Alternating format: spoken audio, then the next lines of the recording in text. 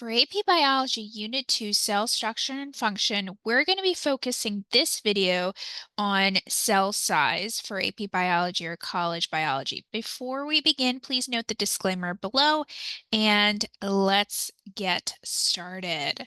So, when we're talking about cell size, the unique thing about cell size is that they're can be very tiny in size. You have to think about it in terms of you have a human being, for example, or you could even say a plant that has plant cells. But for the purposes of this picture, let's say that we have a human being, which means that they have animal cells. Animal cells in general have to be small because they have to take a lot of space in the body. And the reason why they do this is because they need to optimize for the fact that you are constantly consuming food, say, for example, like a pizza, and that you're constantly letting go of waste, whether it be through sweat, through urine. And because of this constant exchange, we want to make sure that the cell isn't taking up a lot of space.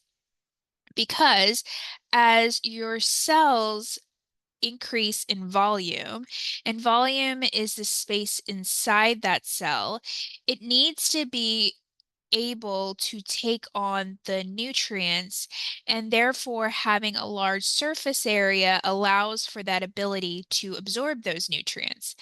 So in general, when we're talking about cells, we're talking about the volume, which is the stuff inside, but surface area has to be large because it allows for the ability to think, okay, well, I can go ahead and close all that stuff inside with that surface area. And surface area, I like to think about in terms of if you have, say, for example, a package or maybe a holiday package or a gift that you're giving out, and say that you have this shape. It can be a cube, it can be any shape that you can think of, but for cells, just realize they're morely in a disc-like shape or uneven shapes. If you remember in the previous lessons, they're going to be circular like esque, I want to say. So let's pretend that this is a circular like esque package. So maybe I should draw like maybe like something like this, which is circular-ish but uneven and has all this stuff inside. That's your present. And you want to wrap up that present on the outside. So you use wrapping paper to go ahead and cover that up. That wrapping paper is your surface area. So I want you to think of surface area as the outside that you are covering that needs to be large so that way it can hold everything inside. Let's talk about the importance of surface area to volume ratio. What we're talking about when we're talking about the surface area to volume, we're thinking of it like a fraction in which we want the bigger surface area to smaller volume. So the ideal cell will have a greater surface area to a lower volume. And as stated before, the goal is to increase that surface area so we have a lot of space to hold the stuff inside. We have a lot of opening to be a closure to hold that stuff inside, and the stuff inside is the volume. So that's the goal, to increase that surface area and decrease the volume essentially. And then cells often divide. So that means that when we have a cell and there's a whole separate unit related to this, cells can divide through mitosis or what's called meiosis, which you'll cover in a later unit, or binary fission. So those are the three separate ways. And when that occurs, it isn't like human reproduction. What happens is for a cell, it goes from one cell and then ends up sort of creating two separate cells in the process through that division mode. So cells basically divide. So you have one cell that eventually becomes two, which eventually comes to four, and so forth and so forth. So the goal is that cells will divide to create new cells. And the trigger for cells to divide is the constraints in which the surface area provides. So what I mean by that is, say you have a cell and it's producing more nutrients, so it's going to take up some volume. But say you want to think of it like a closed space. So imagine if you have a balloon and you are filling it up with water, and the balloon, or the shape of the balloon, is going to be your surface area, and the water that's filling up inside is going to be your volume, is the volume related space. What happens is that balloon can only take up so much water, just like cells can only take so many nutrients before they are about to explode. So what ends up happening is they have to divide if they cannot basically hold up that space. So that is when either they will decide to create further tissues or folds to boost or increase the surface area, or they will decide to go through cell division to produce more cells. Now I have a picture on the right here. For the AP biology exam, they provide this formula sheet, and I give this just in case students are expected to find the surface area to volume for a specific shape.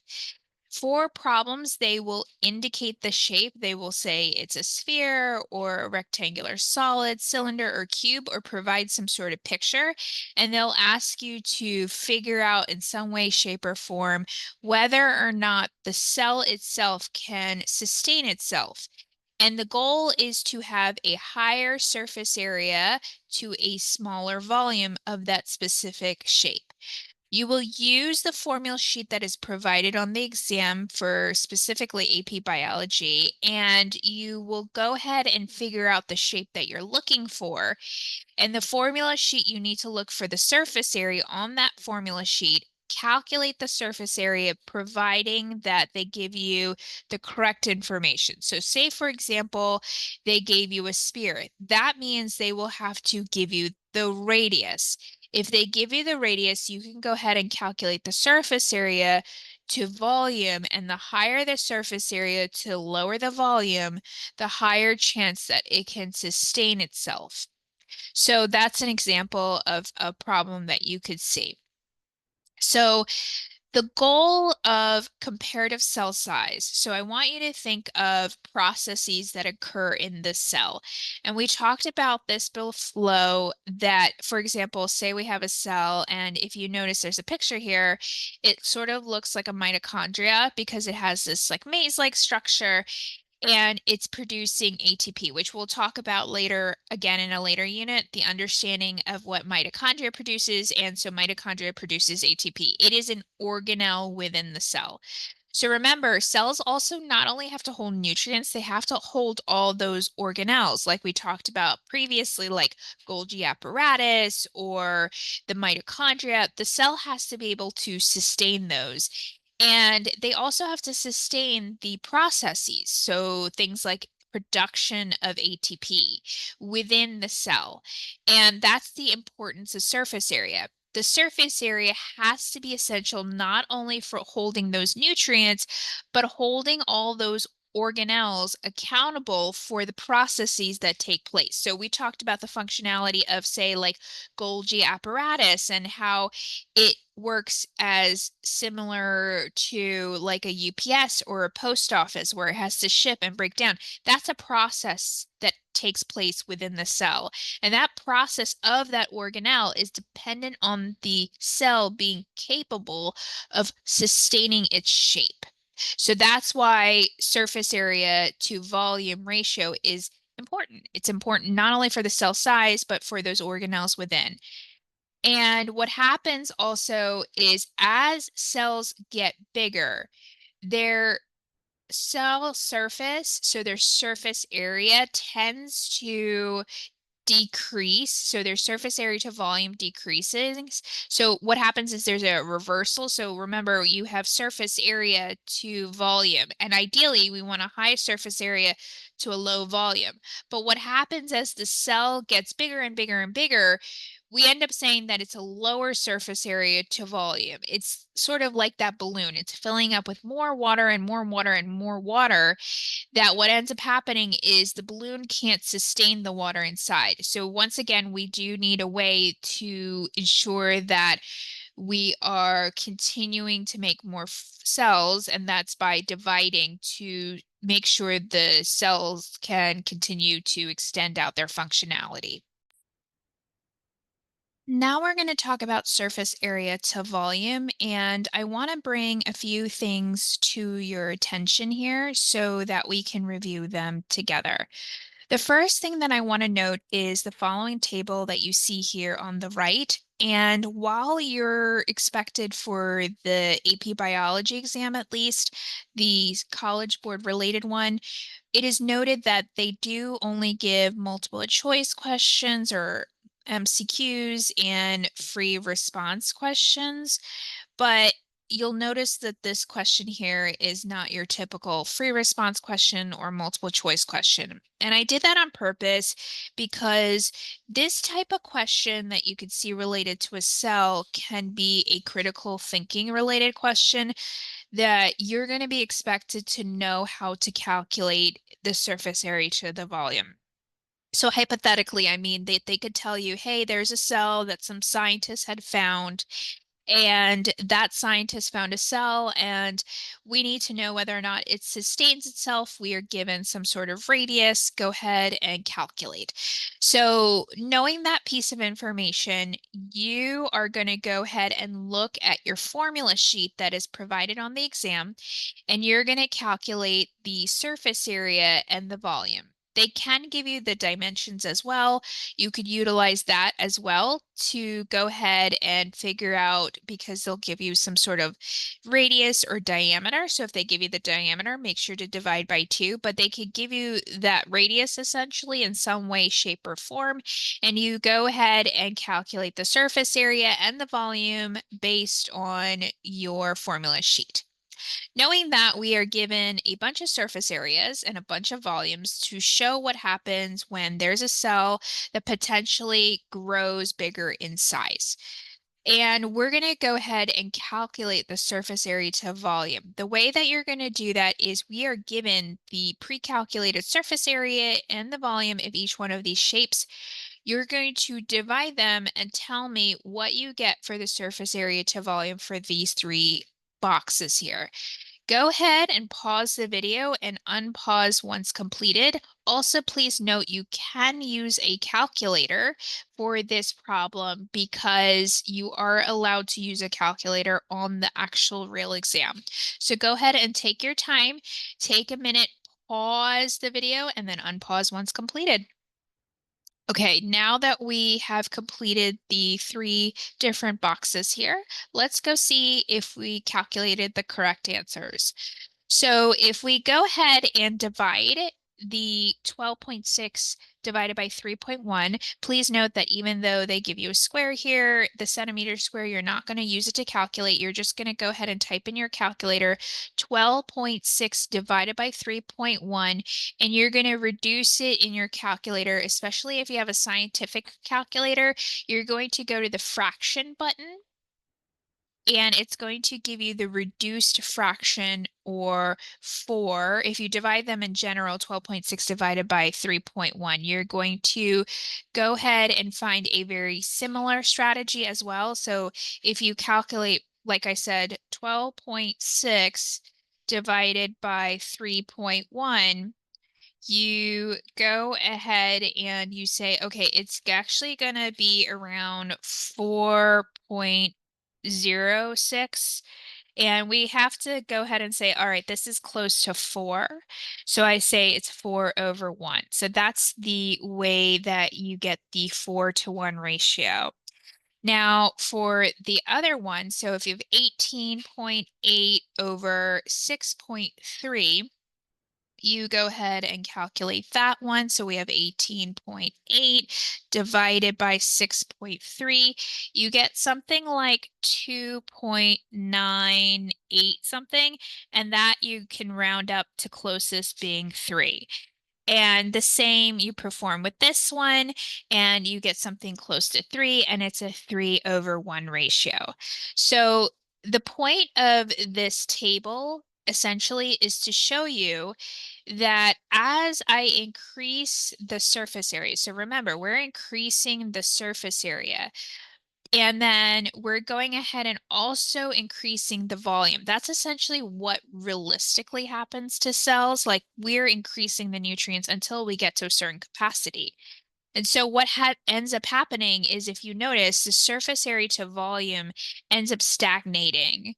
It ends up stagnating. And at this point, once we hit the point that we're stagnating, this is when the cell will decide essentially, hey, do I continue to divide or do I conduct apoptosis? What is the purpose of the cell? So the goal right now, if you were to have the cell as it continues to grow, essentially it can't sustain itself. So that is the point that the table is supposed to show. Let's take a look at the following question, which basically states which of the following is a primary reason for the size constraints on specific cell types?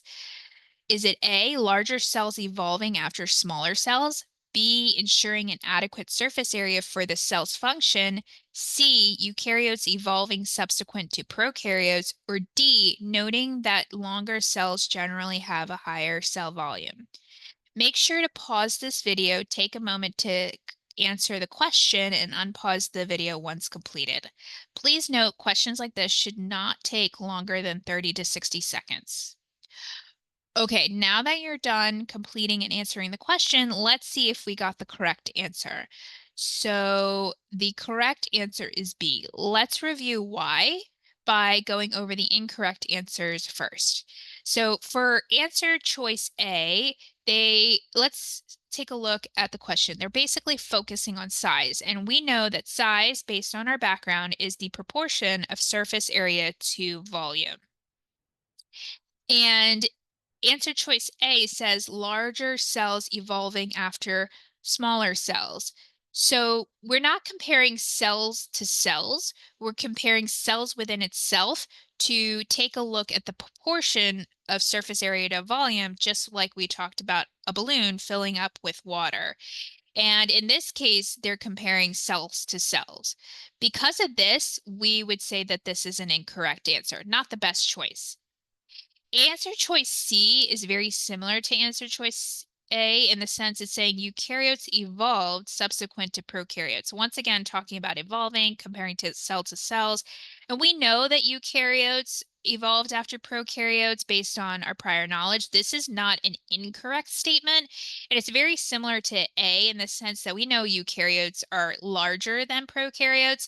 So A and C are technically not false statements. It's just that they're not asking about that in the question. And so that would be considered incorrect as well. Please note for AP biology questions, specifically multiple choice questions, you're not finding the correct statement. You're finding the best and most accurate response based on the question provided. So while A and C are correct statements, they're not actually answering the question that's being asked. So let's take a look at answer choice D, noting that longer cells generally have higher cell volume. The thing is, with the length of the cell, while we're talking about the cell itself, we would go to our formula sheet and look at volume formulas and see that volume is dependent on multitude of different things depending on the shape of that cell. So, for example, if you're looking at a cylinder versus a rectangular prism or whatever shape it may be, the volume is dependent on the formula itself. It's not based on just length. You could have the length, you could have the height, you could have the radius. These are all factors that take into account with volume, so this would not be a correct statement. Now, for answer choice B, our goal is to ensure that we have an adequate surface area for the cell's function. Yes, because we're trying to compare within the cell, and that's what we're looking for as a constraint for the comparison of the surface area versus the volume or the size, the stuff in size. And we know that we want, as the cell grows, that the surface area is going to go up and the volume is needing to go down, but however, this is not always the case, and the goal is to make sure that it can sustain the nutrients inside for that surface area to lower volume ratio. And if it doesn't, meaning that if the cell basically the outside, that is the surface area, which is the membrane, can't hold everything inside, which includes all the organelles, all the nutrients, all the waste. What ends up happening is this ends up making the cell very limited to continue to grow. And it has to divide or it has to conduct apoptosis, which is programmed cell death at that point. So these are the types of questions that you would see. So that's why B is the correct answer. So I hope this helps understand a little bit more about cell size when it comes to Unit 2 for cell structure and function, Section 2.3. Please make sure to subscribe, if anything, and check out the link tree in our bio for further information, free products, paid products that's going to help you understand this and other lessons for AP biology. Thank you, guys. Hey, Geeking Out on STEM family, guess what? We want you to hit that subscribe button. Why? Because we'll be producing more content just like this for the AP Biology exam and the new digital SAT exam. By subscribing, you'll be getting exclusive, up-to-date tips, tricks, and secrets for both exams.